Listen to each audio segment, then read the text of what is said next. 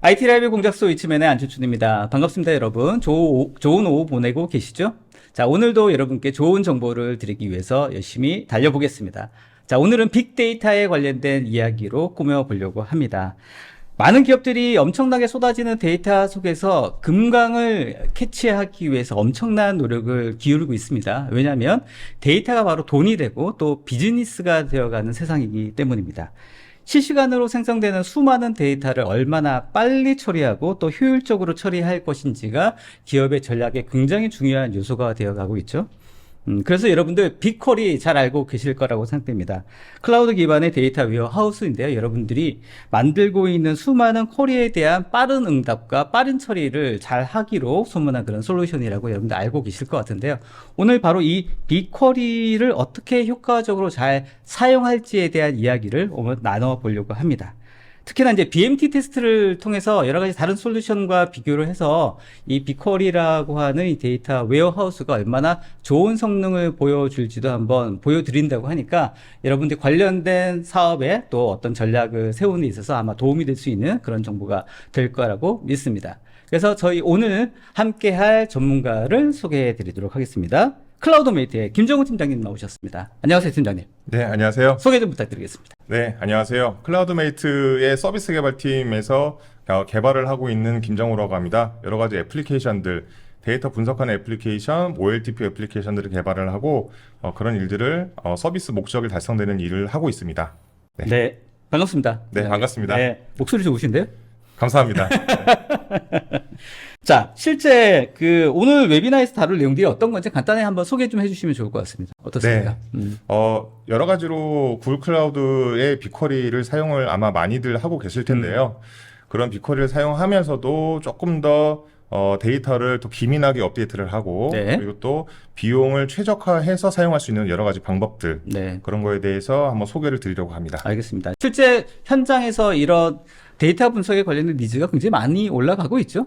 네. 어떻습니까? 네, 맞습니다. 지금 애플리케이션을 서비스하는 것으로 거의 끝나지가 않고 그 해당 로그나 여러 가지 데이터를 기반으로 어떻게 하면 조금 더 CRM 측면의 활동을 강화할 것인지 어떤 기업의 중요한 의사결정을 할 수 있을 것인지 그런 쪽으로 많이 활용되고 있습니다. 알겠습니다. 데이터 분석 꼭 해야 된다라고 현업에 계신 분들은 다 생각하고 계실 텐데 네. 빨리 해야 되지 않겠습니까? 그죠? 네, 그렇습니다. 네. 시간이 돈이고 또 그만큼 빠른 시간 내에 의사결정을 하기 위해서 이 데이터 분석을 얼마나 효과적으로 분석할 것인가 굉장히 중요한 요소가 되어가고 있는데 이런 측면에서 오늘 좀 좋은 정보 좀 부탁드리도록 하겠습니다. 네, 열심히 해보겠습니다. 네. 자, 이쯤에는 여러분 저희 참여하신 여러분들과 같이 만들어가는 웨비나입니다. 여러분들 참여하신 오른쪽 댓글창에 여러분들 의견과 질문들 올려주시면 담당자분들께서 실시간으로 답변 드릴 거니까 오늘도 많은 의견 부탁드리도록 하겠습니다. 또 웨비나 진행 중에 온라인 설문조사도 오픈됩니다. 꼭 좀 나가기 전에 답변 주시면 더 좋은 웨비나 준비에 도움이 될 것 같으니까 꼭 좀 답변 부탁드리도록 하겠습니다. 자, 이제 그러면 본격적으로 한번 오늘 이야기 시작해 볼까요, 팀장님? 네. 네. 오늘 목차인데요. 데이터 분석 환경 구축을 하는 이야기를 한번 잠깐 소개를 드리려고 하고요.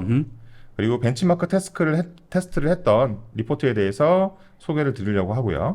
그리고 구글 빅쿼리에 대해서 소개를 한번 더 다시 한번 드려볼 거고요. 네. 그리고 마지막 네 번째는 라이브 데모를 겸한 빅쿼리와 캐시 엔진을 결합한 이야기를 한번 소개를 드릴 예정입니다. 알겠습니다. 목차 그림 예쁩니다. 네, 목을 타는 그림이죠. 원래 이렇게 재밌으신 분인 것 같습니다. 코드를 유머를 좀 이렇게 간혹 이렇게 슬라이드에 넣으시네요. 아, 네, 저는 좀 재밌고 경쾌하게 일하려고 좋습니다. 팀원들하고 노력하고 있습니다. 알겠습니다. 오늘 웨비나 기대됩니다. 네, 네, 첫 번째는 데이터 분석 환경 어떻게 구축되어 가고 있는지에 대한 이야기죠. 네, 맞습니다. 우리가 데이터 분석 환경을 구축하고 하려면은 OLTP나 OLAP 얘기를 하지 않을 수가 없는데요. 네, 네, 그 얘기를 한번 드려보자면 좋습니다. OLTP나 OLAP는 아마 모르시는 분은 거의 없을 거예요. 그래서 OLTP는 온라인 트랜잭션 프로세싱이고 OLAP 영역은 온라인 어널리티컬 프로세싱이다라고 흔히 약어를 많이 부르게 되는데요. 그래도 간단하게만 그래도 한번 어떤 건지 설명해 주시면 좋을 것 같습니다. 네. OLTP는 여러분 잘 아시겠지만 아무래도 사용자들의 짧은 트랜잭션을 처리를 가장 큰 임무라고 생각을 하고 있는 부분이고요. 작은 트랜잭션의 수가 굉장히 많은 특성이 있습니다. 그리고 OLAP 같은 경우에는 트랜잭션이 많지는 않지만 큰 볼륨에 대한 데이터에 대한 어그리게이션 연산이 많이 일어날 수 있는 그런 특징을 갖고 있고요. 그리고 정규화 면에서도 보면 OLTP는 주로 데이터가 정규화되어 있는 형태이고요. 그리고 OLAP는 데이터 분석의 각 목적에 맞게끔 비정규화 또는 반정규화 되어 있는 형태로 스키마를 구성한다고 보시면 되겠습니다. 알겠습니다. 그리고 최적화 관점에서도 아무래도 OLTP는 고객의 로그인, 고객의 어떤 데이터 조회, 내 정보 수정, 주문 같은 트랜잭션이 처리가 굉장히 중요하기 때문에 트랜잭션 오티마이즈드로 주로 성능의 최적화라든가 이런 일들이 일어나고요. 그리고 읽기 최적화, OLAP 영역에서는 아무래도 데이터 분석가들이 또는 OLAP에서 비즈니스 분석가 등등의 읽기 최적화된 형태로 많이 최적화되어 있고요. 그리고 유저들도 아무래도 엔드 커스터머, 엔드 유저들이 많은 수로 이용을 하게 되는 것이 OLTP의 특징이고, 그리고 OLAP 같은 경우에는 이제 뭐 데이터베이스 엔지니어, 그리고 비즈니스 어널리스트, 데이터 어널리스트 등등의 일부 제한된 유저들이 주로 사용할 수 있는 특징을 갖고 있습니다. 그리고 쿼리의 유형들도 보면요, OLTP는 흔히 CRUD라고 얘기하는데요. Create, Refresh, Update, Delete, 조회, 수정, 삭제, 뭐 이런 갱신 등등의 표준화된 그런 쿼리들이 주로 많이 요청이 들어오게 되고요. 그리고 OLAP 같은 경우에는 아주 복잡한 조인, 그리고 어그리게이션, 여러 가지 집계 연산들이 주로 많이 질의문으로 들어오게끔 될 겁니다. 그리고 데이터 입장에서도요, 요걸 제가 이 두 단어를 바꿔서 썼는데, 요거를 이제 사실은 이 OLAP 쪽이 히스토리컬 데이터고요. 예, 그리고 OLTP가 현재 데이터입니다. 요건 제가 이제 바꿔서 쓴 부분이 있습니다. 알겠습니다. 이렇게 OLTP와 OLAP에 대한 각 특징을 좀 나누어서 비교해서 설명을 드릴 수 있을 것 같고요. 데이터 분석에 관련해서 OLTP 같은 경우에는 아무래도 앞단에서 수많은 데이터를 취합하는 형태. 네. 그 다음에 OLAP 같은 경우는 취합된 내용을 가지고 실제로 분석하기 위한 처리 단계라고 생각하면 되겠죠? 네, 맞습니다. 네. 네, 요것을 조금 그림으로 우리가 비교적 이해하기 쉬운 형태로 한번 설명을 드려보자면, 데이터 소스는 아마 여러 가지가 있을 것입니다. 여기서 여러 가지 API 또는 어떤 REST API라든가 또는 뭐 비정형 데이터, 로그 데이터 등등의 데이터들이 이 파란색 아이콘으로 아마 위치해 있을 거고요. 네. 그러면서 이런 데이터들을 흔히 여기 지금 보시면 영어가 좀 작아서 잘 안 보이실 수도 있는데, 네. 익스트랙트, 트랜스폼, 로드, ETL이라고 흔히 부르는 네. 그런 파이프라이닝 작업이 이루어지게 되는데요. 이런 데이터들을 여러 가지 데이터 소스들을 모아서 스테이징 영역으로 불러오게끔 되고요. 이 스테이징 영역으로 불러진 데이터를 이제 여기서부터 OLAP 영역이라고 우리가 흔히 얘기를 합니다. 네.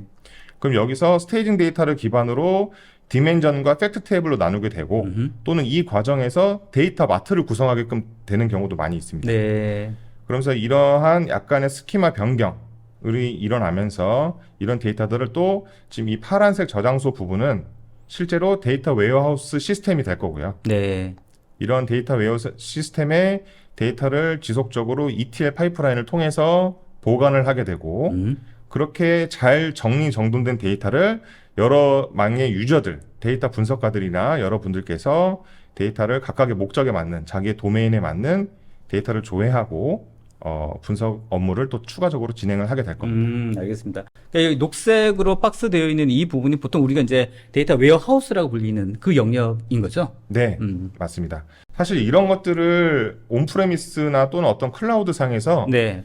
새롭게 구축을 한다라고 하면은 굉장히 많은 일들이 필요해요. 예를 들면은 거의 전사 차원의 프로젝트가 될 가능성이 굉장히 높고, 그리고 또 이 OLAP 데이터 환경을 구축을 해서 그럼 어떤 목표를 가지고 이 비즈니스를 끌어갈 것이냐에 대한 그 내용을 만드는 것도 굉장히 중요하고요. 당연히 인력 준비, 예산 확보 등도 중요한 일이 될 것입니다. 그렇죠. 그러면서 IT 기술 입장에서 봤을 땐 그러면 어떤 인프라, 우리가 온프레미스나 클라우드 상에 어떤 인프라를 구축을 해야 OLAP 환경을 구축하고 또 장기적으로 운영할 수 있을 것인가에 대한 많은 고민과 노력들이 들어가게 됩니다. 이것들이 보통은 단기간에 진행되지는 않고요. 거의 뭐 1년, 길게는 2년 정도의 장기적인 사업으로 가져가는 기업들이 많이 있습니다. 네. 처음에 관련돼서 전략을 잘 세우는 게 무엇보다 중요하겠다 싶네요. 네. 전략을 잘 세우고 또 이런 데이터 분석 환경을 구축하는 그 목표가 무엇인가? 목표가 네, 무엇인가? 그게 가장 중요하다고 생각합니다. 알겠습니다. 그러면 이제 왜 빅커리인가에 대한 얘기로 조금 넘어와서요. 네. 네. 앞전 장표에서 봤던 그림하고 사실 크게 다르지는 않습니다. 네. 크게 다르지는 않은데 빅쿼리가 이 그 데이터 웨어하우스 시스템 내에서 어떠한 역할을 할 수 있는지에 대해서 잠깐 소개를 한번 드려보겠습니다. 네. 일단 이 장표는 구글 클라우드 공식 그 장표 안에 그 자료 안에 있는 내용이고요. 네. 구글 클라우드 안에서 모든 내용을 할 수 있다. 어떤 내용을 할 수 있냐면 인제스천이라는 거는 이제 데이터가 유입되는 영역을 얘기하는 건데요. 다양한 영역들이 있죠. 그죠? 맞습니다. 빅쿼리도 또한 어떤 하나의 데이터 소스가 될 수 있고요. 아, 네, 네. 네, 뭐 클라우드 스토리지에 들어있는 제이슨 파일, 파케이 파일 이런 비정형 데이터가 될 수도 있고요. 그다음에 구글 시트라든가 아니면 전통적인 관계형 데이터베이스 RDBMS가 될 수도 있고 어플리케이션의 로그 데이터 아니면 일시적인 파일 업로드 네. 여러 가지의 형태들의 데이터가 인제스천이 될 수 있고요. 네. 이 모든 데이터들은 빅쿼리로 유입이 되게 될 거고요. 그거는 빅쿼리로 한번 유입된 데이터가 이대로 이제 끝나는 게 아니라 그 안에서 또 트랜스폼이 발생할 수 있습니다. 네. 뭔가 활용 가능하고 또는 각각의 비즈니스 도메인에 맞는 형태로 분할되거나 다시 트랜스포밍 될 수 있고 또는 재정이 될 수가 있는데요. 네. 그런 리파인 과정을 통해서 해당 리파인된 데이터를 다시 한번 빅쿼리에 다시 한번 넣을 수도 있고 또는 그 중에 일부 데이터는 빅쿼리에서 불러올 수 있는 비정형 스토리지, 그러니까 구글 클라우드 스토리지로 다시 업로드가 될 수 있습니다. 저렇게 구분하는 이유는 뭔가요? 아무래도 이거는 이제 정형이냐 비정형이냐에 따라서 조금 다를 수 있을 것 같은데요. 구글 클라우드 스토리지는 일단 보관 비용이 저렴하고 비정형이나 반정형 데이터를 보관하기 용이한 구조를 갖고 있기 때문에 네, GCS, 구글 클라우드 스토리지를 많이 활용하고 알겠습니다. 또 많이 계십니다. 그러니까 데이터를 처리하는 그런 용도에 따라서 이렇게 분류가 가능하다. 네, 맞습니다. 그러면서 이렇게 정리정돈된 데이터를 이제 앞으로 이제 활용하는 일이 남아 있는데요. 그렇죠. 또 구글 클라우드 쪽에서는 구글 데이터 스튜디오를 많이 쓰시고 계시는데 네. 데이터 스튜디오에서 추가적으로 뭐 마케터나 기획자들 네. 많은 분들이 또 데이터를 탐험하고 새로운 시각화를 만들고 이런 작업이 가능하시고요. 그렇죠. 그리고 또 루커 쪽에서도 요새 활용성이 많이 늘어나고 또 기능 업데이트가 많이 되고 있는 루커에서도 데이터 비주얼라이제이션 작업들을 많이 진행을 하고 계십니다. 그러니까 그 데이터를 분석해서 이거를 실제로 인사이트를 도출하거나 하려면 뭔가 사람이 인식하기 좋은 형태로 보여주는 게 굉장히 중요하지 않겠습니까? 그죠? 네, 맞습니다. 시각화를 통해서 조금 더 많은 기업 내 유저들이 해당 데이터를 어떤 인사이트가 있구나 이런 것들을 공유하고 서로 확인할 수 있는 그것이 아마 표 형태로 데이터를 보여주는 것보다 예, 그 차트 형태, 그래프 형태로 데이터 보여주는 게 훨씬 효과적이라고 생각을 하고요. 그렇죠. 네. 그리고 뭐 머신러닝, 우리는 머신러닝에 조금 더 집중해서 뭔가 실험을 할 거고 데이터 사이언티스트들과 통해서 뭔가 인사이트를 얻을 거야라고 생각하시는 기업들에서는 이제 빅쿼리 머신러닝 서비스를 또 많이 이용을 하시기도 하고 네. 이런 모든 생태계 시스템들이 구글 클라우드 안에서 모두 가능하다 이렇게 소개를 드릴 수 있을 것 같아요. 알겠습니다. 아무튼 오늘 포커스는 빅쿼리, 그러니까 실제로 저런 분석을 하기 위해서 중간 단계의 데이터를 처리하고 빨리 처리할 수 있는 요 영역에 대해서 오늘 포커스에서 설명해 주시는 거잖아요. 그죠? 네, 맞습니다. 점점 아무래도 이제 실시간 데이터라든지 데이터의 형태가 원체 말씀하셨던 인제스천에서 얘기하시는 것처럼 원체 이제 다양해지고 원체 많아지니까 이제 네. 이 중간에서 처리를 얼마나 빨리 효율적으로 하느냐가 굉장히 중요한 포인트일 것 같은데요, 그죠? 네, 맞습니다. 물론 이제 각각의 분석과 ML 영역에서도 나름대로 되게 중요한 영역들이 있는데 앞단에서 이것들이 빨리 처리가 안 되면 분석 시간도 많이 걸리고 여러 가지 이슈가 있겠죠, 그죠? 네, 맞습니다. 데이터베이스라든가 어떤 로그 시스템 또는 클라우드 스토리지 등에서 사실은 OLTP 영역에서 쏟아지는 로그들이 굉장히 많아요. 뭐 반드시 회원 가입을 하고 반드시 결제를 하지 않아도 어떤 상품을 본 적이 있다조차도 굉장히 중요한 데이터가 될 수 있거든요. 그렇죠. 그러한 데이터를 계속 지속적으로 모아서 또 합리적인 보관 비용으로 또 합리적인 비용의 데이터 분석을 하려면 구글 클라우드 스토리지와 빅쿼리가 반드시 필요하다고 네. 예, 소개해드릴 수 있을 것 같아요. 왜 빅커리인가 이제 조금 더 이어서 설명을 해보면 네. 일단은 지금 이 장표는 제가 일부러 넣어봤는데요. 네. 아마 지금 내용을 들으시는 분 중에서 이 화면을 보지 않으시는 분은 거의 안 계실 수도 있을 것 같아요. 왜냐하면은 빅커리를 다들 한 번쯤 POC를 해보셨거나 뭐 실행을 해보고 약간 시범적으로 써보셨을 것 같은데 네. 그 말씀을 드리는 이유가 예를 들어서 우리가 어떤 데이터 웨어하우스를 적용한다고 했을 때 또 러닝 커브가 각각의 존재를 할 수가 있습니다. 어떤 새로운 환경 구축을 하고 뭐 인프라라든가 또는 퍼블릭 클라우드, 하이브리드 클라우드를 적용한다고 했을 때 이게 실제로 우리가 장기적으로 소화 가능하고 우리가 계속적으로 내재화하고 유지 보수할 수 있으려면 러닝 커브가 너무 높으면 또 이게 문제가 될 수 있거든요. 그러겠죠.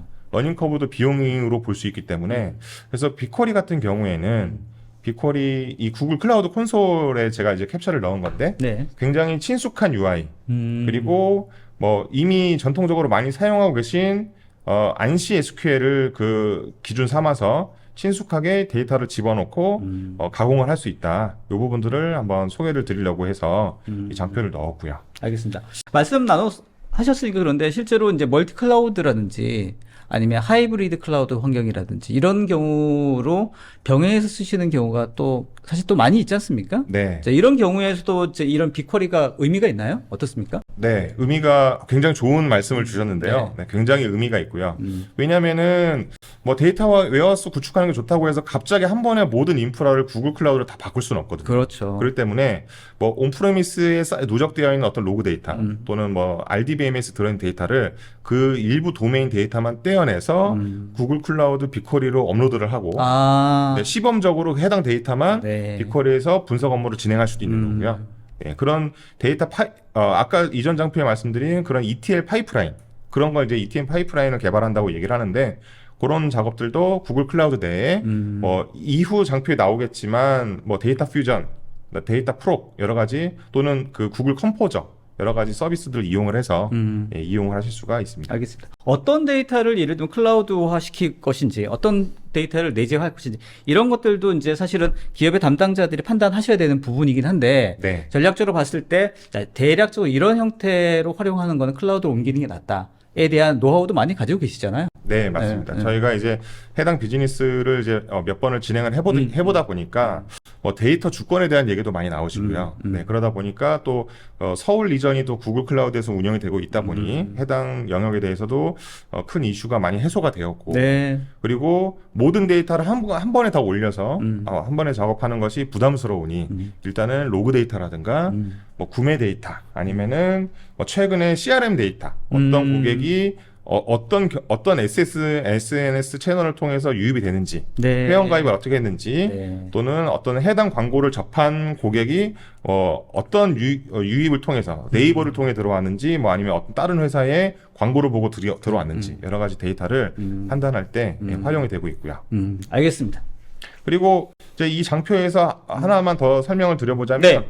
각 도메인 데이터 이제 제가 아까 뭐 일부 데이터를 업로드할 수 있다고 얘기했는데 이것들을 또 구글 클라우드에서는 대부분 프로젝트라는 개념으로 관리를 하고 있습니다. 네. 그래서 프로젝트 그리고 프로젝트 안에 있는 데이터셋을 정의를 할 수가 있는데요. 이런 프로젝트와 데이터셋별로 또 구글 클라우드를 이용하는 이용자들에게 권한을 차등해서 적용할 수가 있어서 조금 더 어떤 접근 제어라든가 보안적인 통제도 역시 가능하다. 네, 요것들을 빅쿼리가 제가 이제 데이터 웨어하우스를 예를 들어서 온프레미스나 여러 가지 다른 제품들 써보면은 빅쿼리가 가장 간편한 것 같아요. 네. 이런 권한을 직관적이고. 직관적이고 네, 이렇게 좀 소개를 드릴 수 있습니다. 알겠습니다. 모든 데이터를 모든 사람한테 다 오픈할 필요는 없는 거지 않습니까? 네. 비용도 비용이고 사실 그렇게 권한을 줄 이유도 없을 것 같고. 맞습니다. 이렇게 프로젝트별로 관리해서 이 프로젝트는 어떤 부서의 사람들만 접근할 수 있도록 관리할 수 있다. 네, 맞습니다.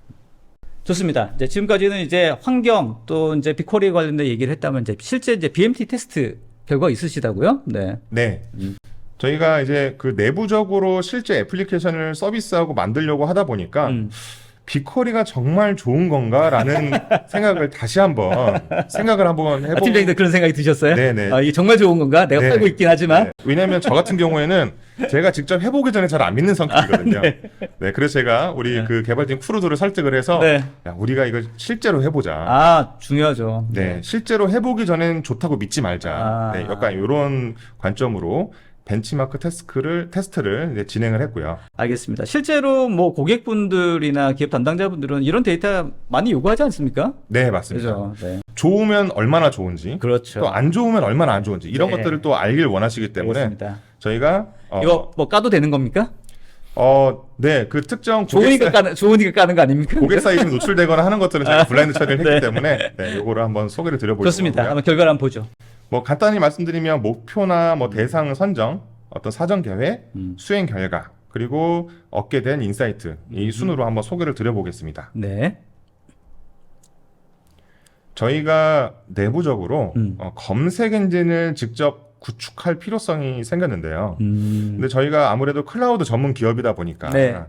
어떤 그 별도 업체에서 제공되는 사스를 이용을 해서 하기에는 또 뭐 비용 측면이라든가 향후에 우리 기술 지원 측면에서 좀 문제가 있다고 판단했습니다.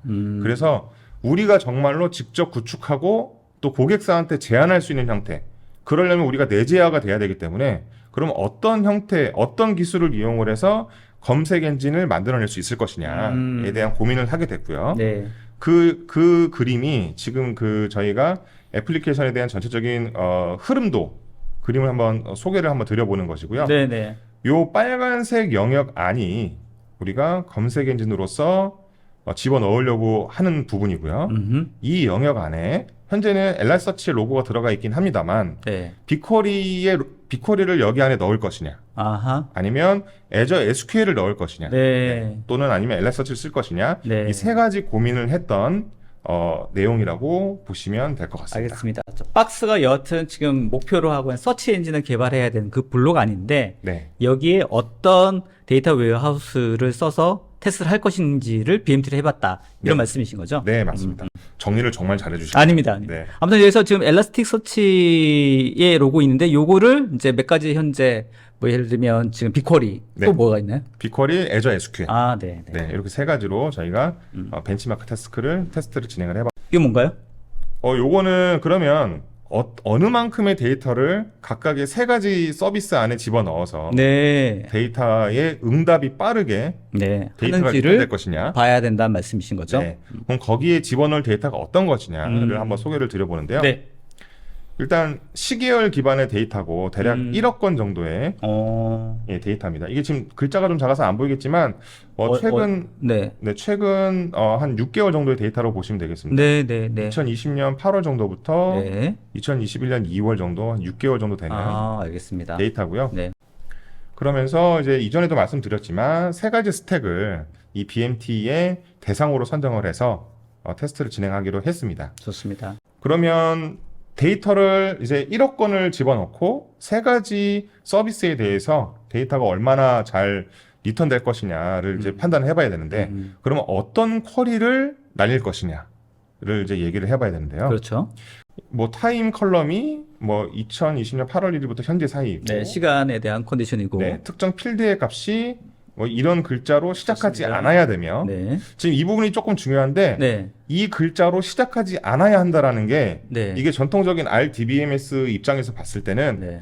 서치 아규먼트를 위반할 수 있는 사례가 되거든요. 아. 네, 그 값이 아닌 것. 네. 네. 시작하는 게 아니라 시작하지 않을 것이라는 컨디션이 조금 독특하다. 네. 그리고 또 한 가지 특정 필드의 값이 짝수여야 한다. 네. 또 요것도 이제 그 우리가 흔히 SQL문을 짤 때 좌변에 들어가 있는 필드를 가공하지 말라는 그런 우리가 가이드를 많이 만나는데 그런 걸 위배하게 되는 서치 아규먼트 위배하게 네. 되는 그런 경우가 많이 들어가게끔 되고요. 네. 이러면서 아마도 저희가 이 BMT를 실제로 실행하기 전에 사전 준비를 하면서도 이렇게 서치 아규먼트를 준수할 수 없을 만한 쿼리는 아마도 인덱스 시크를 할 수 없을 것이다. 그러니까 풀 스캔을 할 수밖에 없을 것이다. 네. 이렇게 예상되는 부분들이 있었는데 네. 실제로 그렇게 됐는지는 다음 장표에서 한번 소개를 드리겠습니다. 좋습니다. 그렇게 해야지 제대로 성능 테스트가 될 테니까. 네, 맞습니다. 자, 그렇게- 그래서 네, 실제로 이제 수행 결과죠. 네, 애저 SQL 같은 경우에는 지금 이 컬럼 보시면 서비스 티어라고 있는 필드가 제너럴 퍼포즈, 서비스 크리티컬, 비즈니스 크리티컬이라고 하는 두 개의 티어가 있습니다. 네. 비즈니스 크리티컬은 정말 중요한 서비스를 운영을 해라. 조금 더 고가용성이 제공되는 서비스 티어고요. 제너럴 퍼포즈는 일반적인 목적으로 사용될 수 있는 티어인데요. 이 두 가지 티어에 대해서 쿼리 넘버들, 지금 보면은 뭐 1번, 2번, 3번, 4번이 있고 네. 쿼리의 생김새를 대략적으로 이렇게 캡처해 넣어 봤습니다. 이런 쿼리들을 실행을 했을 때 듀레이션이 지금 얼마나 걸리냐. 결국은 이제 시간이 얼마나 걸리냐. 네, 시간이 가장 중요하다 보니까 네. 이 듀레이션을 지금 보면 이제 오름차순으로 정렬을 하다 보니까 이 아래쪽에 보시면 1분 이상 걸리는 쿼리들이 많이 발생을 했어요. 네. 역시 이제 예측하기로는 아까 이전에 소개해드린 서치 아규먼트를 준수할 수 없을 만한 케이스의 쿼리들 네. 같은 경우에는 인덱스 시크를 할 수 없고 풀스캔이 발생을 해서 네. 결국은 데이터가 지금 보면 뭐 2분 이상 걸리는 이런 한 번 쿼리들. 쿼리에 2분이 걸린다고요? 네네.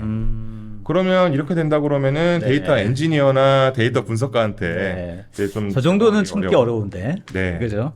맞습니다. 제공하기 어려운 형태가 될 것 같다 이런 생각이 들었고요. 그리고 엘라스서치에서는 그러면 어떻게 됐을까? 네. 또 이제 표로 정리를 해봤는데요. 네. 쿼리 번호 1번부터 5번까지 있고 이제 네. 아까 전에 그 서치 아규먼트 위반될 것 같은 쿼리가 아마 5번이었는데 네. 역시 그 쿼리가 아. 가장 높은 듀레이션이 나온 것을 확인할 수가 있습니다. 알겠습니다. 네. 그래도 아까보다는 좀 좋아지긴 했습니다.만 그래도 한 9초 정도. 네. 5번 쿼리에 대해서는 네. 밑에는 한 7초 가깝게 되고. 퍼스트 쿼리라고 하는 것은 이제 이게 캐시가 존재하지 않았냐. 캐시가 엘라서치에서 내부적으로 캐시를 사용을 하거든요. 네네네. 그래서 캐시가 존재하지 않았을 때는 지금 5번 쿼리가 네. 지금 그 9.25초 정도 걸린 거고요. 네. 캐시가 히트됐을 경우에는 6.8초. 아, 조금 더 네, 이제 조금 캐시가 더 된 단축이. 경우에는 좀 더 빨리 처리가 네. 되는 경우죠. 듀레이션이 단축된 모습을 볼 수 있고요. 알겠습니다. 그리고 지금 이제 빅쿼리의 수행 결과의 데이터를 보여드리면요. 지금 예를 들어서 1번 쿼리, 2번 쿼리 이렇게 쭉 쿼리 번호가 있고 네. 각각의 바이트 프로세스도 그러니까 처리된 바이트 양이 나오고요. 네. 그리고 그거에 따른 듀레이션이 나옵니다. 네. 아, 3초. 맥스가 3초네요. 네. 지금 뭐 1번이든 뭐 어떤 쿼리든 간에 네. 제일 오래 걸린 게 지금 3.2초인데요. 네. 네. 그래서 이게 뭐 서치 아규먼트를 위반했냐 안 했냐 이런 조건 상관없이 네. 거의 모든 쿼리가 네. 3초 이내로 모두 결과가 나오는 네. 형태가 되고요. 네. 알겠습니다. 아무튼 이 BMP의 테스트에서 가장 중요한 요소는 결국은 속도죠. 그죠? 네, 속도가 네, 가장 쿼리에 중요해요. 대해서 얼마나 빨리 응답하느냐가 가장 핵심일 것 같고. 맞습니다. 그런 측면에서 봤을 때는 세 가지 BMP 테스트 결과에 의하면 동일한 컨디션에서는 빅쿼리가 아무래도 제일 빨리 결과 나오네요, 실제. 네, 맞습니다. 그리고 좀 참고하실 수 있도록 네. 그러면 뭐 약간 이런 선입견이 있으신 분들도 계실 수 있어요. 그거 빅쿼리 비싸다며. 아, 뭐 자꾸 빅쿼리야. 네, 그거 네, 비싼데 자꾸 왜 얘기해? 아, 네, 네. 이런 분도 꽤 계실 수 있거든요. 네, 네, 네. 그러다 보니까 웅성웅성하십니다, 지금. 소리가 들립니다, 네. 그건 실제로 이게 뭐 비용이 얼마나 나올 것이냐. 네. 쿼리당 한번 비용을 계산을 해봤더니 저희가 이제 환율을 그 재작년이다 보니까 1,130원. 네. 네, 굉장히 지금은 이제 1,300원 좀 넘어가지만. 그러네요. 이것보다는 좀 더 올라가겠네요. 네. 이게 그 프로세스드 바이트에 따라서 과금이 되거든요. 그래서 요거에 따라서 이 정도의 쿼리가 얼마나 비용이 나왔는지 환율을 적용을 해보면 지금 뭐 160원. 네. 네, 한 번 실행했을 때 160원 정도 나온 거예요. 네. 사실 뭐 무시할 수 없는 금액이긴 그러네요. 한데요. 그러네요. 네. 또 어떤 거는 뭐 27원, 네. 어떤 쿼리는 9원 이렇게 네, 예상되는 비용을 한번 계산해봤습니다. 알겠습니다. 네. 그러면서 이제 저희가 BMT를 진행을 하면서 결과 테이블이네요. 인사이트를 얻은 것들에 대해서 한번 요약을 한번 해보겠습니다. 좋습니다. 네. 일단 Azure SQL, 엘라서치, 빅쿼리 세 가지에 대해서 성능 관점에서 네.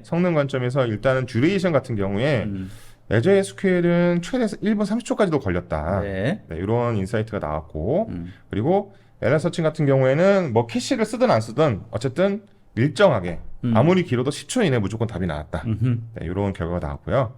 그리고 빅쿼리 같은 경우에는 어떤 쿼리를 무관하게 거의 최대 3.2초 내에는 무조건 응답이 나왔더라. 네, 이런 결과를 얻을 수 있었습니다. 알겠습니다. 그러면서 생각되는 일종의 이제 윅 포인트도 있는데요.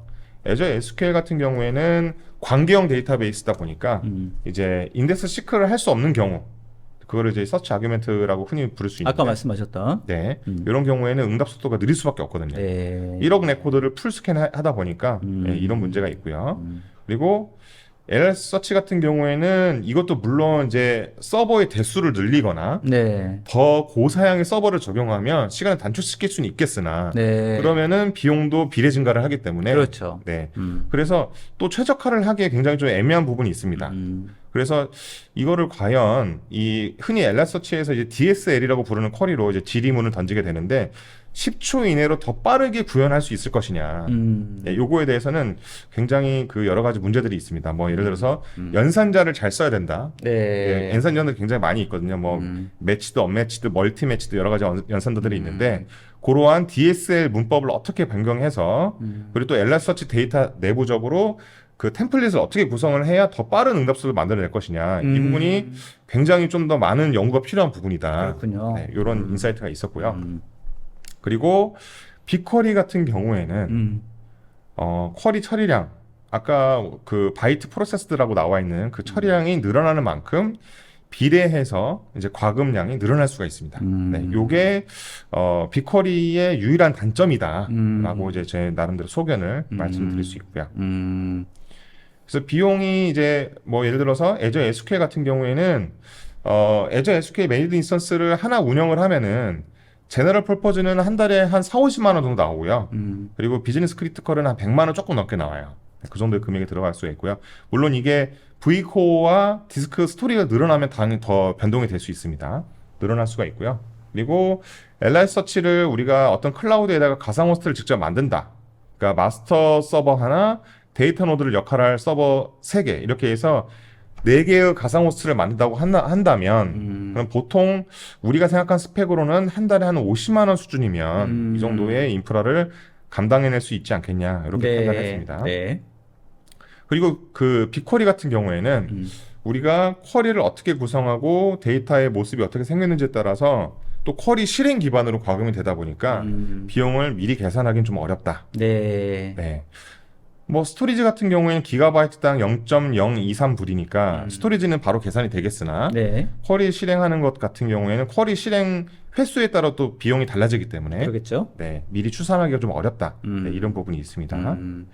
그리고 메인터넌스 관점에서도 봤을 때 사실 애저 SQL 매니드 인스턴스도 파스거든요. 그러니까 플랫폼 애저 서비스이기 때문에 인프라 담당자나 데이터베이스 전문가들이 어떤 크게 할 일이 많지 않으세요.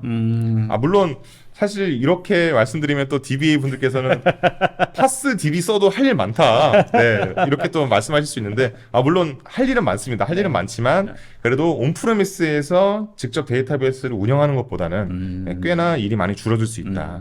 이런 관점이 있고요. 그래서 할 일이 많이 줄어든다. 이 nothing to do라고 쓴 것이 좀 불쾌했다면 그러네요. 네, 할 일이 없다. DBA 분들에게 사과드리겠습니다.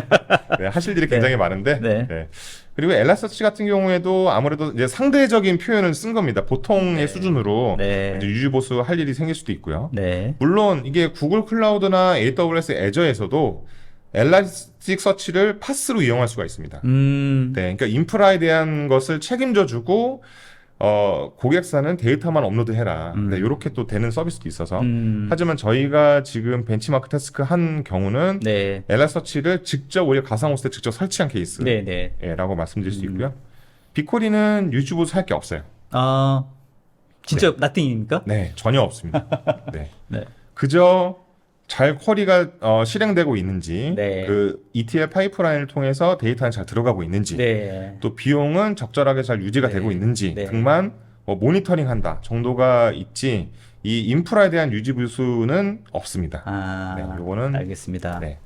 그 말씀을 들어보니까 이제 이 테이블에서도 있고 뭔가 이제 데이터 분석을 위해서 사전 뭔가 데이터 웨어하우스를 운영하는 입장에서 봤을 때는 쿼리의 여러 가지 컨디션이라든지 이런 것들을 막 옵티마이즈 해서 하면 뭔가 좀 효과적인 방법들도 있을 수 있겠으나 그거 신경 쓰기에는 차라리 내가 분석에 더 신경을 쓰지. 맞습니다. 이거 관리는 좀 심플하게 처리하자. 맞습니다. 좋은 솔루션을 가지고 네. 그런 측면에서 봤을 때는 구글 빅쿼리가 확실하게 더 장점이 있다 이렇게 느껴지는데요. 네네. 전 아주 촌장님이 잘 짚어주셨고요. 네. 그러면서 조금 더 도메인 데이터를 분석하는 업무에 집중할 수 있는 여건을 만들 수 있다. 그러니까요. 라고 저도 네. 생각을 하고요. 알겠습니다. 이런 인사이트가 나왔고요. 좋습니다. 그러면서 또 네. 저희가 고객사한테 음. 제안을 드렸던 그림 중에 일부를 저희가 또 가져왔는데요. 네. 그러면서 아마도 이제 빅쿼리가 성능상 이점은 분명히 있는 것은 맞는데 그러면 그렇다고 무턱대고 애플리케이션들이 쿼리를 무조건 날리게 되면 비용이 많이 발생할 수 있으니 그렇죠. 그럼 그 앞단에 캐시를 두자. 음. 그러니까 이제 그 캐시 서버를 직접 구현을 해서 그거를 빅쿼리 앞단에 세워놓고 애플리케이션들은 캐시 서버로 데이터를 요청할 수 있게끔 네네네. 저희가 이렇게 구상을 해서 제안을 드렸던 이력이 있습니다. 알겠습니다. 이게 이제 말씀하셨던 여러 가지 효과적인 측면에서도 가장 옵티마이즈된 그런 구성이 수도 있겠다 이렇게 네. 제안하시는 거죠? 네, 맞습니다. 음. 아마 뭐 다 그 소개된 자료들도 많이 있고 또 빅쿼리 찾아보면은 뭐 컴퓨팅과 메모리와 디스크가 분리되어 있다 이런 말도 너무 많기 때문에 네. 조금 진부한 얘기가 될 수도 있겠지만 네. 그래서 짧게 한번 짚고 넘어가는 느낌으로 알겠습니다. 한번 설명을 한번 드려보겠습니다. 핵심만 짚어주시죠. 네, 굉장히 폭넓은 기술들이 다 들어가 있는 이제 이미지입니다. 네. 그래서 제목은 엔터프라이즈 데이터 웨어하우스라고 얘기를 하는데요. 네. 실제로 제가 이제 일을 했던 기업 또는 네. 저희가 기술 지원이나 제안을 드렸던 기업에서도 네. 이 그림과 유사하게 저희가 인프라를 제공했던 기술 지원을 제공했던 경험이 있습니다. 빅쿼리 같은 경우에는 이 전체 생태계 시스템이 구글 클라우드 내에서 다 진행될 수가 있어요. 그래서 이 안에서 모든 데이터의 원본들, 그러니까 뭐 예를 들어서 이전에도 나왔지만 API, 뭐나 플랫 파일, 일반적인 파일들, 온프레미스 데이터. 아까 촌장님께서 그러면 온프레미스 데이터 가져올 수 없는 거냐? 그렇죠. 가져올 수 있다고 말씀드렸었는데 그런 데이터들, 그런 데이터를 다 가져오고 이런 것들을 데이터 원본을 규정짓고 그거에 대한 ETL 파이프라인을 통해서 작업을 가져올 수 있게 되고 지금 보시면 뭐 글자가 조금 작아서 안 보이실 수 있겠으나 데이터 플로우 이게 이제 아파치 빔을 우리가 구글 클라우드에 적용한 서비스라고 이해하시면 되는데요. 아파치 빔도 데이터 분석을 하거나 ETL 파이프라인을 개발하실 때 많이 이용들 하시거든요. 그래서 아파치 빔에 대응되는 클라우드 파스이고 데이터 퓨전 같은 경우에는 이제 체인지 데이터 캡처 또는 리플리케이션 등등의 기능이 지원이 되고요. 그다음에 그 데이터 프록은 이제 관리형 스파크라고 보시면 되겠습니다. 관리형 스파크 내부적으로는 이제 하둡이라는 형태의 데이터 저장소를 이용을 하게 되는데요. 이런 여러 가지 기술들 트랜스폼을 할 수 있는 여러 가지 서비스를 제공이 되고요. 그리고 여러분들 아마 많이 사용을 하실 거예요. 여러 그 퍼블릭 클라우드 제공사들 중에서 에어플로우를 구글 클라우드에서 가장 먼저 파스로 제공을 했거든요. 네. 그래서 이런 구글 클라우드 컴포저는 이제 에어플로우다라고 보시면 되겠고요. 이러한 서비스들 이용해서 모두 이 구글 클라우드 생태계 내에서 데이터를 쉽게 가져오게 되는 그런 기능들을 제공을 하게 되고 이런 데이터들이 결국엔 다 구글 빅쿼리로 모이게 된다. 네, 모이게 되고요.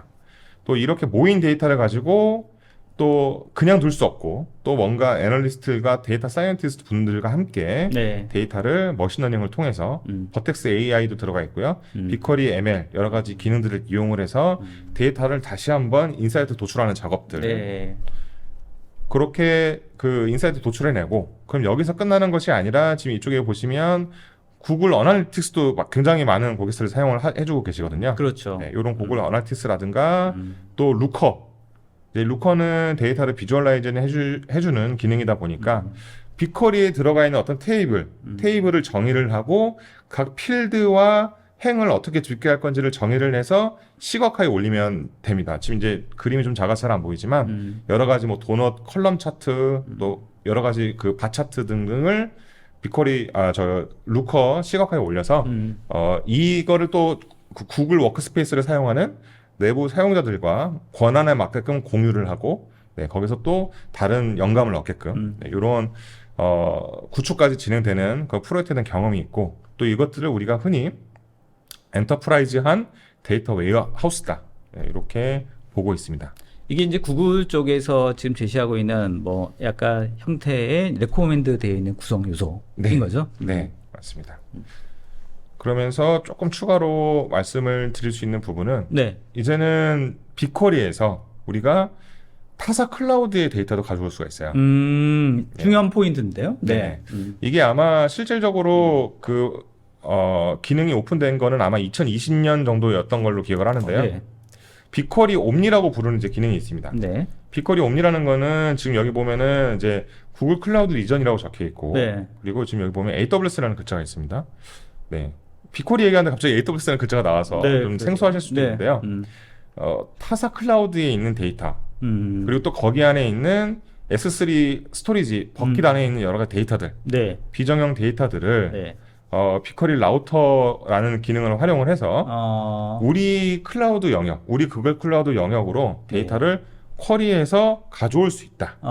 네, 그런 서비스로 생각해 주시면 되겠습니다. 알겠습니다. 현재 당장 다른 멀티 클라우드, 다른 형태의 클라우드를 쓰고 계시는 분들이 네. 이 데이터를 다 이쪽으로 또 옮기긴 부담스럽고, 그러니까 일단 이 빅쿼리에 관련된 기능들을 쓰려고 하다 보니 그러면 이거를 기존에 있는 클라우드에 그대로 두면서 이거를 가져와서 쓸 수 있는 그런 방법들을 제공도 한다. 네. 네. 맞습니다. 이게 그래도 아무래도 이러면 좀 속도나 이런 것들은 조금 차이가 있을 수도 있겠다 이런 생각도 드는데 어떻습니까? 네, 아마 속도도 조금 차이가 있을 거고요. 네, 네. 빅쿼리 라우터에 관련된 내용인데요. 네. 근데 중요한 건 뭐냐면 이제 구글 빅쿼리를 쓴다고 해가지고 갑자기 뭐 AWS는 계약을 끊고 그렇죠. 애저랑 계약을 끊고 이럴 수는 없거든요. 그러니까 어떤 적절한 서비스, 비즈니스, IT 비즈니스의 목표에 맞는 적절한 제품을 선택을 했는데 네. 그럼 빅쿼리가 좋은 건 알겠는데 네. 사실 AWS 애저에도 좋은 건 많거든요. 그렇죠. 그럴 이걸 다 옮길 거냐? 네네. 그런 이슈가 있을 수 있기 때문에 네. 그러면 이렇게 빅쿼리로 이전할 수 있는 데이터에 네. 대해서만 일부 데이터를 빅쿼리로 이전을 해보고 네, 또 데이터를 한번 정말 성능이 어떤지 네. 네, 우리 비즈니스의 목표를 해결해 줄 수 있을 것인지 네, 네. 이런 활용으로 네. 그런 활용성이 있다 소개드릴 수가 있고 서배 팀장님 말씀하셨던 것처럼 지금 이제 이런 과정들이 사실은 하루아침에 뭐 몇 달에 다 끝나는 작업들이 아니지 않습니까? 네, 그래서 맞습니다. 사실은 롱텀 플랜을 가지고 뭔가 차근차근 만들어 나가야 된다라는 시점에서 봤을 때는 말씀하셨던 대로 빅쿼리 좋은데 몽땅 다 이걸 옮길 수도 없는 거고. 맞습니다. 네, 현실적으로 뭔가 먼저 접근할 수 있는 방법을 제시하는 것과 아예 접근이 없는 것과는 많은 차이가 있겠다 이런 생각이 들거든요. 네, 맞습니다. 보통 데이터 분석 환경 구축한다고 해도 POC만 한 6개월 이상 걸릴 수 있고요. 그렇죠. 네, 그리고 이제 POC가 끝나고 그러면 정말로 예를 들어서 사업을 진행하자 해도 1년에서 2년 정도 걸릴 수 있거든요. 그래서 그런 경우에는 이렇게 여러 가지 뭐 빅쿼리 옴니라든가 네. 서비스를 이용을 해서 네. POC를 진행해 보실 수 있고 네. 여기 장표 그림에는 안 나왔으나 애저에서도 역시 가능하시고요. 네. 네. 그리고 AWS 리전이나 애저 리전에서도 빅쿼리 옴니 기능이 지원되는 리전이 점점 더 늘어나고 있어요. 네, 그래서 점점 더 이 빅쿼리 옴니의 활용성이 앞으로 계속 늘어날 수 있을 것이다. 이렇게 좀 개인적으로 생각을 하고 있습니다. 네. 그래서 이제 마지막 챕터인 것 같은데요. 이제 빅쿼리 이제 어떤 장점에 대해서 설명했는데 캐시 엔진 결합해야 되는 이유가 뭡니까? 네. 캐시 엔진. 네. 네. 빅쿼리는 굉장히 좋은데 네. 비용이 좀 부담될 수 있고요. 네. 분명히 좋은 건 알겠는데 비용 때문에 부사장님이 결제를 안 해주실 것 같아요. 네, 뭐 그런 고민들이라든가. 네네. 네. 그리고 쿼리를 막 날렸는데 생각해 보니까 제가 엄청 쿼리를 날렸는데 생각해 보니까 이게 좀 나중에 비용이 많이 나올 것 같아요. 네네. 네, 이런 걱정, 네. 데이터 엔지니어분들 또는 네. 개발자분들 이런 걱정을 또 많이 하실 수가 있거든요. 네. 네. 그렇죠. 네. 그래서 빅쿼리와 우리 클라우드 메이트에서 직접 개발한 캐시 엔진을 결합을 해서 네. 저희가 라이브 데모를 한번 보여드릴 생각입니다. 좋습니다. 네. 그러면 먼저 어떤 데모 시나리오를 가지고 이제 한번 보여드릴지를 한번 설명을 드려보면요. 네. 아까 BMT 리포트 인사이트 부분에서도 살짝 약간 비슷한 그림이 나오긴 했으나 한번 말씀드려보면 어떤 대시보드 어플리케이션이 있다고 한번 가정을 해보고요. 네. 네, 요것은 뭐 전사 직원이 쓴다기보다는 임원진, 뭐 아니면 사업팀, 영업팀, 매니저급 이상의 직원들이 사용하는 어떤 매출을 볼 수 있는 대시보드가 있다고 한번 가정을 해보고요. 좋습니다.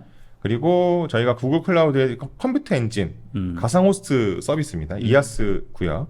이런 VM에다가 캐시캐시라고 하는 네. 저희가 개발한 솔루션, 캐시캐시라고 하는 솔루션을 탑재를 하고요.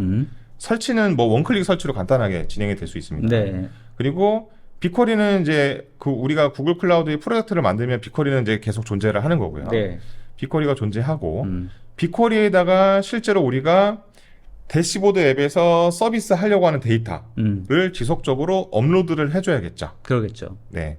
이거는 뭐 제가 온프레미스라고는 써놨으나 이게 온프레미스든 구글 클라우드든 또는 타사 클라우드든 상관은 없을 것 같습니다.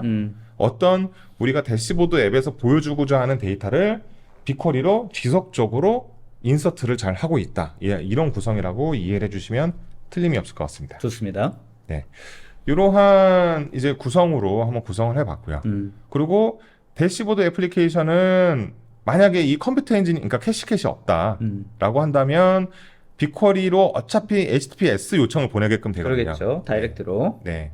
근데 이제 빅쿼리 앞단에 이제 캐시라는 일종의 이제 문지기가 하나 들어온 거예요. 문지기가 하나 들어와서 이런 HTTP 요청을 그대로 받아서 이 프록시 역할을 해서 그 데이터를 빅쿼리로 보낼지 아니면 캐시 갖고 있는 캐시를 응답을 해줄지 등등을 이제 판단하는 거군요. 네. 요 캐시캣은 이제 뭐 원클릭 설치도 가능하고 그리고 이제 우분투 리눅스 계열에서는 모두 사용할 수 있게끔 저희가 만든 솔루션입니다. 또 우리가 뭐 캐시 엔진도 아마 많이 사용하시는 뭐 예를 들어서 아카마이라든가 네. 좋은 제품들이 많이 있는데요. 네. 저희가 이제 엔진엑스를 이용을 해서 그 캐시캣을 만들었어요. 그러면 이제 오픈 소스 소프트웨어잖아요. 그럼 거기에다가 저희가 멀티 퍼지, 그러니까 패턴 퍼지를 지원하도록 저희가 아마 해당 기능이 엔진엑스 플러스에도 없는, 엔진엑스 플러스라는 거는 엔진엑스의 상용 버전이거든요. 네. 네. 엔진엑스 플러스라고 하는 상용 버전에도 없는 이제 패턴 퍼지 5가지 패턴 퍼지를 지원하는 그런 기능을 넣어서 캐시캣을 개발을 했다. 이렇게 소개를 드릴 수 있습니다. 알겠습니다. 네. 그러면 이제 여기서 또 아마 들으시는 분들은 조금 애매할 수가 있어요. 아니 빅쿼리에도 쿼리 캐싱 기능이 있다고 들었는데 아, 네. 그러면 캐시라는 게 저게 뭔지 모르겠지만 저걸 왜 써야 되는 거야? 왜 또 써야 돼? 네. 빅쿼리에도 캐시가 있다며. 네. 네, 이렇게 생각을 하실 수가 있는데요. 네, 그거를 다음 장표에서 한번 말씀을 드려보면 네. 쿼리가 캐싱이 히트되는 약간 예외 조항들이 좀 많이 있습니다. 네, 이건 제가 실제로 테스트를 많이 해봤던 내용들인데요. 요거는 이제 구글 클라우드 기술 자료를 제가 일부 캡처를 해본 내용인데 글자가 작아서 캐싱이 안 되는 네. 그런 케이스인 거죠? 네네. 네. 글자가 작아서 제가 다시 한번 말씀을 드려보면 네. 해당 테이블이 작업 구성이나 콘솔, BQ 명령줄, CLI 같은 도구, API에 지정된 경우라던가 아니면 이전에 캐싱된 이후로 참조되는 테이블 또는 논리 뷰가 하나라도 변경된 경우. 아. 예를 들면 테이블의 필드의 속성이 바뀌었다거나. 네. 네, 이런 여러 가지 경우가 될 수 있겠습니다. 네. 그러면 사실 캐시를 예외해야 될 것 같은데요? 네. 왜냐하면 네. 논리 뷰가 변경됐다라는 거는 네. 현재 캐싱된 데이터가 더 이상 쓸모가 없어졌다는 얘기거든요. 그러니까요. 네. 그렇게 되기 때문에 이런 경우에도 쿼리 캐싱에서는 예외가 되고요. 네. 그리고 또 이게 조금 안타까운 게 네. 이게 조금 중요한 내용인데요. 네. 우리가 온프레미스나 또는 어떤 타사 클라우드인 데이터를 지속적으로 빅쿼리 업로드를 한다고 했잖아요. 네. 그렇게 되면 최근 스트리밍을 계속적으로 삽입하는 경우가 많이 생길 거예요. 당연히 그러겠죠. 근데 데이터를 삽입을 자주 하면 할수록 네. 빅쿼리의 캐시가 소멸됩니다. 아. 네. 그러니까 만약에 어떤 별도의 애플리케이션에서 빅쿼리에다가 네. 뭐 5초에 한 번, 10초에 한 번 데이터를 스트리밍 API를 이용해서 계속적으로 넣고 있어요.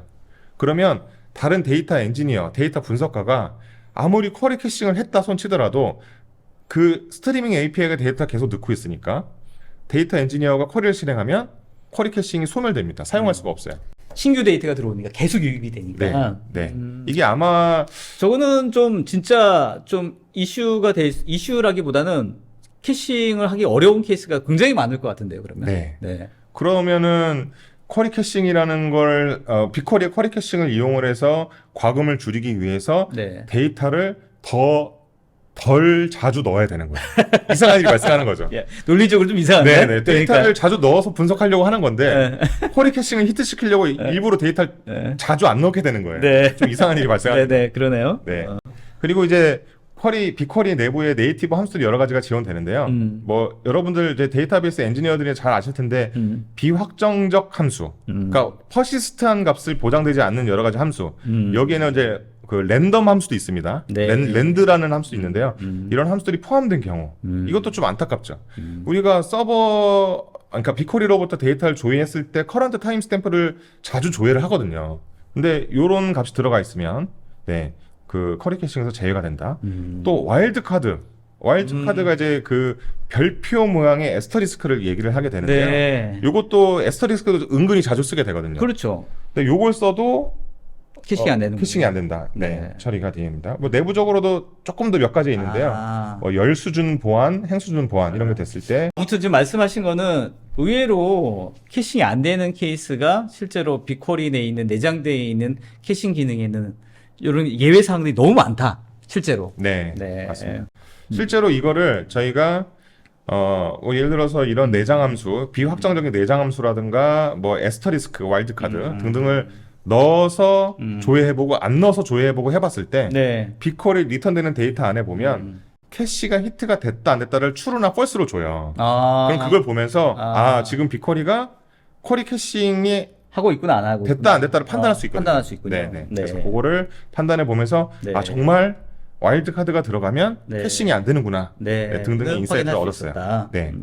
근데 사실 이제 뭐 말씀 들어보니까 약간 안타까운 경우도 있고 굳이 저렇게까지 해야 되나 싶은 경우도 있긴 있습니다만 실제 저게 이제 필요하다고 생각하니까 나름대로는 저렇게 약간 예외 사항들은 좀 많이 둔 것 같은데 네. 그럼에도 불구하고 그러면 지금 말씀하셨던 캐시캣을 이용했을 때 저는 예외 조항을 없앴는데도 불구하고 효과는 사실은 좋아야 될 거 아닙니까? 그죠? 네. 네. 이것은 데이터의 신뢰도와 약간 연관된 얘기인데요. 흔히 우리가 데이터가 커밋되기 이전에 데이터를 더티 리드를 허용할 거냐 이런 얘기를 많이 합니다. 그러니까 지저분하지만 읽을 수 있게 허용해 줄 거냐 아니면 엄격하게 MVCC로 통제를 하고 대신에 락이 될 수밖에 없어 라고 하는 것은 일종의 절충이라고 좀 볼 수가 있는데요. 저희 같은 경우에는 데이터가 예를 들어서 뭐 10분이나 20분에 한 번씩 업데이트가 되고 그리고 또 그 해당 데이터를 조회하는 대시보드를 이용하는 고객들이 일정 시간에 몰려서 조회를 한다 라는 전제하에 네. 그렇다고 하면 어느 정도는 캐시 엔진을 활용해서 더티 리드를 해줘도 되는 거 아닌가? 라는 절충이 가능해지잖아요. 그렇죠. 그렇죠. 그러한 방법으로 한번 그 데모를 한번 준비를 해봤습니다. 알겠습니다. 한번 보죠. 네, 요거는 이제 어떤 거냐면 저희가 빅쿼리의 특정 테이블에 데이터를 5억 건을 넣어놨습니다. 네. 네, 5억 건을 넣어놓고요. 그 데이터를 조회한 결과를 뭐 도넛, 뭐 막대, 스택트 막대, 아니면 뭐 꺾은 선, 스플라인이라고 부르는데요. 몇 가지 시각화 차트를 통해서 데이터를 한번 보여준 모습이에요. 좋습니다. 이제 더미 데이터이기 때문에 이 레전드에 찍혀있는 글자가 어떤 걸 의미하는지 사실 크게 중요하지는 않습니다. 그냥 어떤 품목 이름이라고 봐주시면 되고요. 네, 그리고 그 품목별로 대략 도넛 차트에서는 뭐 어느 정도의 점유율을 갖고 있구나. 네. 네, 그리고 이게 월별로는 이제 스택트 컬럼 내에서 어떤 정도의 분포를 갖고 있구나. 네. 그리고 일자별로 지금 이제 이 스플라인 차트 같은 경우에 일자별로 이 아이템마다의 일자별 썸을 지금 뿌려주고 있는 차트거든요. 네, 요런 추이를 갖고 있구나. 네, 요러한 데이터다. 네, 이런 사이트를 얻을 수 있는 아주 그냥 간단한 데모 어플리케이션을 봐주시면 좋을 것 같습니다. 네. 네. 이게 데모 애플리케이션을 실행을 할 때 이제 개발자분들은 아마 잘 아실 건데 구글 빅쿼리 SDK가 있고요. 소프트웨어 디벨로머 키트가 있고 또 아니면 HTTP 전문을 만들어서 쏘는 방법도 있습니다. 네, SDK 도움을 받지 않는 방법도 있고요. 두 가지 방법이 있는데 저희 같은 경우에는 캐시캣은 HTTP 전문을 받아서 그대로 포워딩을 해주는 녀석이기 때문에 저희가 SDK를 사용하지 않고 HTTPS 요청을 그대로 캐시캣한테 보내는 형태로 데모를 구현을 했습니다. 네. 그래서 지금 여기 보시면 호스트 같은 경우에 구글 빅쿼리를 선택을 하면 정말 구글 빅쿼리로 HTTPS 요청을 보내게 됩니다. 다이렉트로. 네. 그리고 캐시캣을 선택을 하게 되면 구글 빅쿼리한테 보내는 게 아니라 구글 빅쿼리와 동일한 프로젝트 안에 있는 가상 호스트, 그러니까 컴퓨터 엔진, 캐시 깔려 있는 컴퓨터 엔진으로 요청을 보내게 됩니다. 네. 그래서 이 호스트를 위에 거로 선택을 할 때와 네. 아래 거로 선택을 할 때 어떻게 달라지는지 좋습니다. 네, 이걸 네. 한번 보여드리겠습니다. 먼저 이제 구글 빅쿼리를 선택을 하고 요청을 하게 되면 구글 빅쿼리로 HTTPS 요청을 직접적으로 보내게끔 되고요.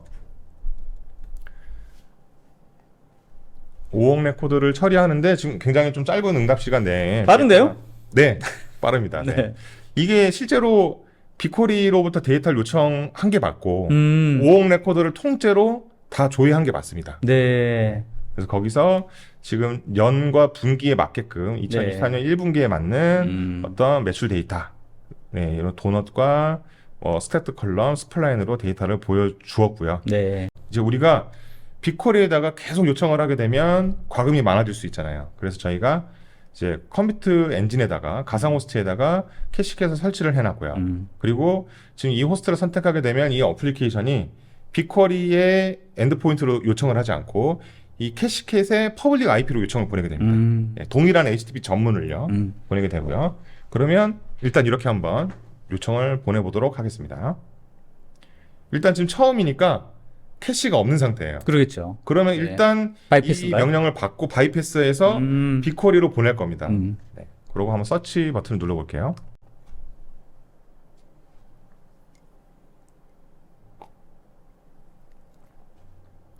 네, 결과가 나왔습니다. 네, 데이터가 나왔습니다. 지금 시간차를 아마 거의 못 느끼셨을 정도로 네, 좀, 네. 빠른 거의 속도로 거의 유사한데요? 근데 시간차가 없는 게 맞죠. 왜냐면 지금은 바이패스니까. 예, 네, 캐시가 맞아요, 없었으니까요. 맞아요. 네, 그래서 캐시 그 명령을 받아서 그대로 빅쿼리한테 보내서 받은 응답을 지금 클라이언트에 준 겁니다. 그러네요. 네. 네, 네. 그럼 여기서 이제 한 번 더 누르면 네. 이제 이러면 캐시캣 내부에는 대략 30분 정도의 TTL로 설정되어 있는 캐시 수명 주기가 존재를 하고요. 설정이 네. 되어 있고요. 그러니까 30분 내에 재 쿼리를 요청을 하게 되면 캐시에 저장되어 있는 내용으로 그냥 바로 응답해주는 그런 걸 말씀하시는 거죠? 네, 맞습니다. 그러면 지금 누르게 되면 빅쿼리로 요청이 가지 않고 캐시캣이 응답을 하게 됩니다. 네. 한번 클릭을 해보겠습니다. 네. 굉장히 빨리 다 끝났나요? 네, 나온 겁니다 지금. 아. 네. 그러니까 요청 자체가 없고 이미 저장되어 있는 내용들을 다시 호출하는 거니까 네. 훨씬 빠르네요. 네, 빠릅니다. 빠르기도 하고 실제 빅쿼리 쪽에는 쿼리를 보내지도 않고. 맞습니다. 그렇군요. 네. 지금 제가 이 서치 버튼을 여러 번 누른 건데요. 네. 네. 지금 제가 이거 일부러 눌러보는 이유는 네. 보통 이렇게 하면 과금 계속되는 거잖아요. 맞습니다. 네. 900원, 900원, 900원 나갑니다. 네, 네. 하지만 이제 이렇게 구성을 함으로써 네. 제가 이제 일부러 여러 번 눌러본 이유는 네, 네. 그러면 캐시캣 서버한테는 어떤 부담이 갈까를 보여드리려고 네, 일부러 네, 여러 네, 번 좋습니다. 눌러봤고요. 네, 네. 네. 아마도 제가 생각하기에는 메모리 사용량과 네. 네트워크 트래픽이 많이 늘어났을 것으로 생각합니다. 네. 그거를 지금 구글 클라우드 콘솔에 지금 보면 지금 이 친구가 아까 그 처리를 한 컴퓨터 엔진이고요. 네. 지금 가상 보면은 버전이군요. 네. 네. 지금 이 옵저버빌리티 구글 클라우드에는 여러 가지 매트릭을 한눈에 잘 보여줄 수 있도록 구성이 잘 되어 있어요. 네. 그러니까 제가 그 CSP 3사를 써봤을 때 구글 클라우드의 매트릭이 가장 눈에 보기 좋더라고요. 네, 저는 좀 개인적인 의견을 좀 말씀드립니다. 그래서 지금 이렇게 조회를 해보면 네트워크 트래픽이 조금 늘어난 것을 그러네요. 확인할 수가 있겠죠. 네네네네. 지금은 제가 그냥 클릭을 해본 거기 때문에 그렇지만 이 서비스가 만약에 조직 내부 여러 유저들한테 제공됐다고 그러면 아마 네트워크 트래픽이 조금 더 올라갈 겁니다. 그러겠죠. 네. 그래서 이렇게 네트워크 트래픽이 올라가고 또 바로 또 내려갔네요. 그러네요. 네, 이런 또 메모리 사용량. 제가 이 컴퓨터 엔진을 16기가 램으로 이제 설정을 했었는데요. 대략 한 2% 정도 사용을 하는 형태로 예, 존재합니다. 이게 캐시캣은 해당 캐시 데이터를 일단 메모리에 상주시켰다가 해당 메모리에 여유가 있는 한 또 캐시가 소멸되지 않는 한 계속 메모리 갖고 있게 됩니다. 네, 그래서 그 다음 새로운 또 요청이 왔을 때 히트할 캐시가 존재한다면 네, 그러면 메모리에 있는 데이터를 즉시 준다. 그래서 더 빠른 응답이 가능하다. 네, 이렇게 알겠습니다. 소개를 드릴 수 있습니다. 실제 기업이나 담당자들 이제 분석하는 경우에 보면 유사한 쿼리를 여러 부서에서 동시에 막 날리는 경우가 많이 있지 않겠습니까? 네, 맞습니다. 네. 그래서 저희가 이런 데모를 준비하면서 네. 그러면은 어떤 어떤 시나리오를 좀 설정을 해서 우리가 좀 설명을 드려야 될까 좀 이런 생각을 해봐서 실제로 얼마나 줄이냐 비용은. 네. 단순히 그냥 좀 빨리 나오고 뭐 매트릭이 좀 안 올라가네 그럼 가금 된 거 아니에요? 이게 아니라 실제로 계산을 한번 두드려 봤어요. 네. 제가 이렇게 꼼꼼한 사람이 아닌데 제가 이 웨번을 준비하면서 네. 아주 그냥 그 완벽하게 계산해 보자. 정말 얼마냐 해서 한번 해봤고요. 테이블에 지금 5억 건 정도가 들어있다고 아까 말씀드렸잖아요. 네네네. 그래서 이 검색 한 번으로 여러 개의 차트의 데이터를 사실은 쿼리를 4번 실행하게 돼요. 네. 내부적으로는. 네. 그래서 4번 실행했을 때 각각의 응답되는 데이터가 이제 제이슨의 일부만 제가 떼어온 겁니다. 좋습니다. 네. 합산을 해보면 0.11 정도가 나와요. 네. 0.1테라바이트 정도. 네. 그러면 이제 이게 0.1 테라바이트거든요. 클라이언트 애플리케이션, 그러니까 대시보드 앱이 전달받은 데이터는 사실 126kB밖에 안 되는 거예요. 네. 사실 이거밖에 안 되고 그러면 캐시 저장하는 캐시의 크기는 요거밖에 안 되는 거죠. 네.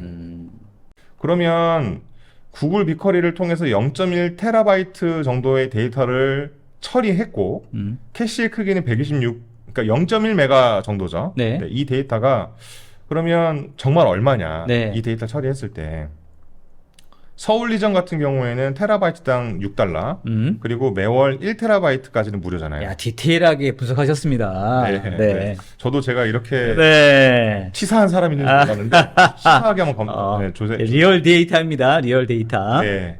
그래서 비례식을 이용을 해서 1TB당 $6니까 그러면 0.11TB에 대한 얼마일까 계산해 봤을 때 비례식으로 대략 0.68달러 정도가 나옵니다. 네. 그리고 요거를 환율을 지금 현재 기준 1,307원 정도 결정을 해보면 900원이 나와요. 네. 그러니까 쿼리를 4번 5억 레코드가 들어있는 테이블에 캐시 히트가 무조건 안 된다고 가정을 하고 점색을 한번 누르면 쿼리가 4번 날아가고 그거의 처리량의 총 비용은 900원입니다. 900원이다. 데이터가 5억 레코드고 3초, 5초 이내로 결과를 받았다 그러면 사실 지불할 만한 비용이다 라고 생각할 수 있습니다. 데이터가 상당히 지금 들으시는 강의 이 내용 세션 들으시는 분들 중에서도 5억 레코드가 뭐가 그렇게 많은 거야 라고 생각할 수도 있고요. 5억 레코드면 꽤 많지 라고 생각할 수도 있어요. 근데 그거는 도메인 데이터에 따라서 좀 가치가 다르게 판단될 수 있습니다. 그래서 그러면은 이 900원이라고 한다면 우리가 이 대시보드 앱을 한 달간 운영했을 때 총 비용이 얼마나 나올까? 요청 건이 총 몇 건이고 몇 명의 유저가 사용하는 그리고 한 달 동안에 얼마가 나올까를 계산을 한번 해보겠습니다. 좋아요. 일단 뭐 전사 직원이 200명이든 300명이든 500명이든 간에 DAU, 그러니까 데일리 액티브 유저가 100명 정도라고 가정을 하고요. 그 100명이 대략 하루에 2번 정도 검색을 한다고 가정을 해보겠습니다. 이건 다 가정이에요. 대략 그렇게 될 것이다. 그러면 하루에 요청이 200건이 됩니다. 요거를 이제 한 달로 치면은 6,000건이겠죠? 그러겠죠. 그러면 6,000 리퀘스트를 한 번 그 처리할 때 0.1TB가 처리가 되잖아요. 그러면 총 토탈 바이트 프로세서들은 688.2가 나옵니다. 정도 테라바이트가 나오고. 그리고 여기서 한 달에 매월 1바이트는 무료니까 1을 뺍니다. 1테라 빼고. 그러면 687.2TB예요. 그리고 여기다가 $6로 곱하죠. 그러면 4,000불이 나와요. 그럼 이거를 환율을 적용하면 543만 원입니다. 자, 그러면은 이제 캐시캣을 적용했을 때 한번 또 얘기를 해보겠습니다. 캐시캣의 이제 캐시 TTL은 TTL 이제 수명이라고 말씀드릴 수가 있는데요. 30분으로 얘기를 했고요. 30분까지는 더티리드를 허용하자라는 전제하에 이제 설정을 해본 겁니다. 그리고 저렇게 설정하는 거죠. 맞습니다. 이 캐시캣 내부 어떤 폴더 안에 컴픽 파일을 수정해주면 바로 적용되는 부분이고요. 정기적으로 배치답이 일어나면서 빅쿼리의 데이터를 갱신한다고 이제 상황을 볼 수 있고요. 그리고 약간 전제 사항이 있는데요. 이거는 아마 지금 세션 들으시는 분들도 다 상황이 다르실 거예요. 모든 직원들은 일단 일관된 시간에 근무한다는 전제가 있을 수 있고요. 우리가 보통 9to6로 흔히들 많이 근무를 하시기 때문에. 그렇죠. 그리고 이 매출 데이터를 보는 대시보드 앱을 사용하는 시기가 보통 있을 겁니다. 네, 예를 들어서 매월 초 네. 또는 매월 말 네. 아니면 주간회의 전 네. 네, 이런 어떤 시간적 지역성이 발생할 수 있을 야. 거예요. 네.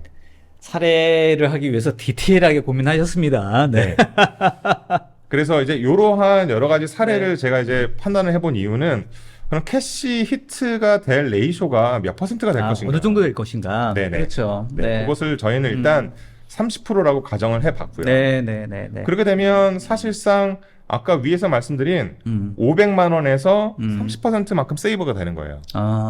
그러면 그게 실질적으로 어느 정도냐? 네. 지금 또 복잡한 계산이 있는데 네. 결론적으로 네. 그 토탈 바이트 프로세스드 값이 네. 30%만큼 세이브가 되기 때문에 좋아요. 네, 그래서 380만 원이 된다. 네. 실제 약 30% 정도 세이브가 되는 거네요. 네, 맞습니다. 네, 이렇게 해서 캐시캣을 미적용했을 때는 현재 데모 시나리오 상에서는 543만 원 정도 나오는데 네.